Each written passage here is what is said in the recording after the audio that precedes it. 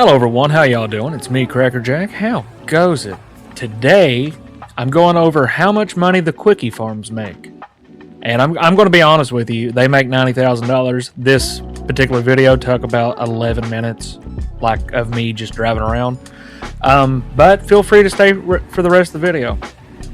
I say that for the people who, would click off the video, like, shortly after finding out how much. But, like I said, stay around for the rest.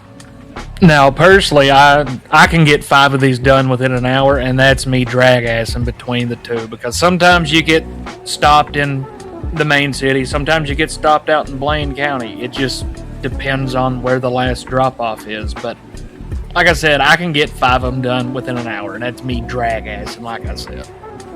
If you can get 5 of them done in an hour, that's $450,000 you just made pretty passively.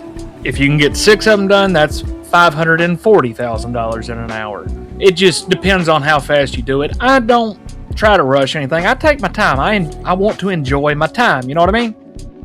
And a lot of people, they just want to go.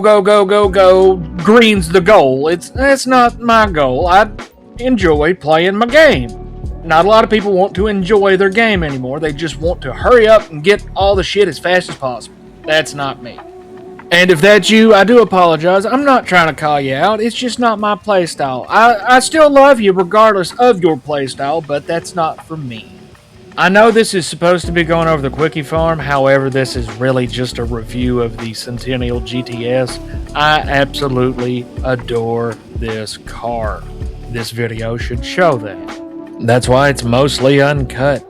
Hell, I even have the sound from the game still playing. I don't normally do that. I just wanted the sound of the car, And yeah, I do have copyright music playing in the background. It'll be okay. I think it's lowered enough, and I should have some lo-fi beats playing over top of it that should compensate for the copyright music. Now that I got all that bullshit out of the way, I'm here to say that you should absolutely be doing the Quickie Farms as many times as you absolutely can, from brand new to the game to OG veterans of the game. This is one of the most fun things you can do. I say that as a car guy. I absolutely love the driving physics in this game.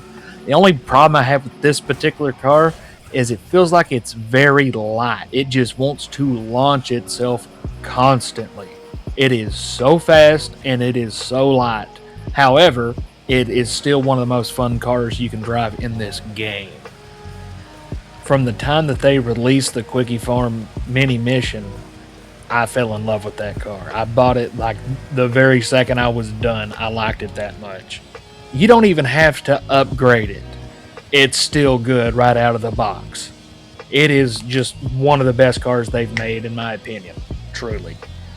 Hell, to be honest with you, I even do the Quickie Farm missions just to do the Quickie Farm missions, just to drive this stock car again. Even though I own the car, I still do these missions, even when they're not on triple money and triple RP, just to drive the stock version of the car. I'm not buying it again. Like, I screwed mine up and I put like a transmission and probably engine upgrade on it. You can't remove them. I want it back to stock, but I'm not paying for the stupid car again. One of the cool things about this car is it kicks out when you want it to. It stays perfectly in line when you want it to. Hell, sometimes it kicks out when you don't want it to either, but it's fun sometimes, But it is a nimble little shit, as you can see. The first time I did a Quickie Farm mission and I got to go out to Blaine County, it was like I went out there in record time. It seemed like it was faster than flying the Oppressor out to Blaine County. That's how quick I got out there. Like out to Sandy Shores and shit, it's just so fast. It carves through them mountains like crazy, dude. It is insane how quick this car can actually go. I remember I was telling a buddy of mine, I was like, dude, I have never been to Sandy Shores so fast in my life. It's crazy. You need to try this car. He went and tried it too, and he bought it as well. Like literally the very second he got done doing the Quickie Farm. Like that's how much he liked it as well. He don't drive it. Well, granted, he don't play it anymore, but he didn't drive it. He always let me do all the driving. So, yeah. Why am I telling you this, you might be asking? Because I can. That's really it. I'm just killing time, to be honest with you. I really am one of the greatest drivers ever known. Oh yeah, side note. How many times you actually come through here and knock down all them dividers? I do it every single time I'm on this road. Without failure, no exceptions. I'm on this road, I gotta do it. There's something wrong with my brain that requires me to knock down all this shit every single time I'm on this road. You're probably the same way, because I see a lot of videos talking about the same thing, you know? With the exceptions of the ones that I just passed. However, I've done it since the game came out. That's all I know about them road dividers. But seriously, I do want to know how many times you've knocked them down. Let me know in the comments. We'll talk about it. Because I really like talking about it, apparently. What I really enjoy about the quickie farms is I get to go on an entire tour of the map while just listening to music that I put in the game myself. Because I don't like the music they put in, but I like the music I did. You know what I mean? Everybody likes what they want to listen to. I'm not going to be forced into listening to the shit they put in the game because they felt like they needed to.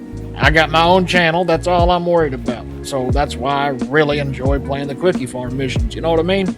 It's really about the only time that I actually get to sit down and enjoy listening to some music. Because as you learn in your adult life, you don't actually have time to stop and listen to music.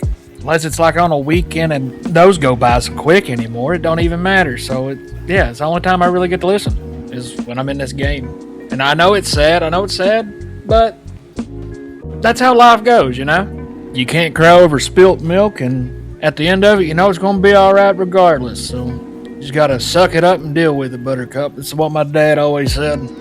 Damn, that took a really dark turn, didn't it? Are you even still here? Doubtful. But if you are, hey, how you doing? I'm glad you're still here. It makes me feel better. As you can probably tell, I'm doing all this voiceover work in post because I don't have my microphone active while I'm in game. So, yeah, it's all in post. I hope you ain't too upset about that, but if you are, I do deeply apologize. It'll be alright, I assure you. It's just how I like to play. No microphone. So what's y'all's opinion on GTA 6? Me personally, I'm not interested in it. I have zero desire to play that game. Now, this was also before any of the backlash happened from all the bullshit that they're trying to do to it. It didn't wow me. Like, it's too little, too late. They waited way too long, in my opinion.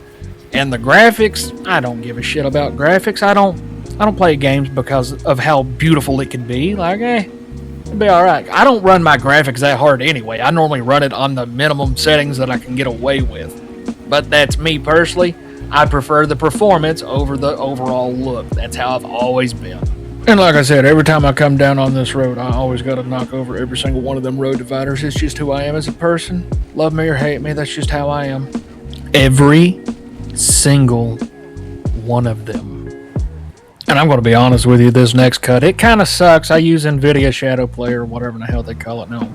Instant Replay or whatever. It's Shadow Player from back when I started. That's what I will forever call it. I know, didn't ask, don't care. Oh well, I told you anyway, you'll be alright. Also, I have a question. Why does everybody look to Ned Luke or Stephen Ogg or Solo for information about Grand Theft Auto 6? They have nothing to do with that game. But every time I see these people on my screen, because it pops up in YouTube feeds, why is everybody asking them questions about it? They would not have any idea about that game or what's going to happen in it. These guys were hired by Rockstar almost 14 years ago. That's about it. They wouldn't know, I assure you. Or longer than 14 years. I don't really keep up with time anymore. But that would honestly be like asking you what's going on with your first employer and what they're doing at that business long after you've been done with that job. You wouldn't know. Why would they know? That's just crazy. They wouldn't know. I mean, hell, they took a paycheck a long time ago. Yeah, we're going to keep telling you secrets about our upcoming projects, even though we've been done with you for over a decade. They don't know. That's why they just ramble like I'm doing now. I mean, you're better off asking Rob Whitehoff, the guy who talked for John Marston, and whoever in the hell played Arthur Morgan with his fake southern-ass accent. Oh my God, that got on my nerves. That's why I still refuse to play that game. I don't even have it. I really am the best driver, though, you have to admit. But all good things must come to an end, much like this video. Like I said in the very beginning of this, you do this, it makes you $90,000. I wasn't lying. Just until this coming Thursday. But I hope you found this information helpful, and I hope you have a great rest of your day. Thank you for watching.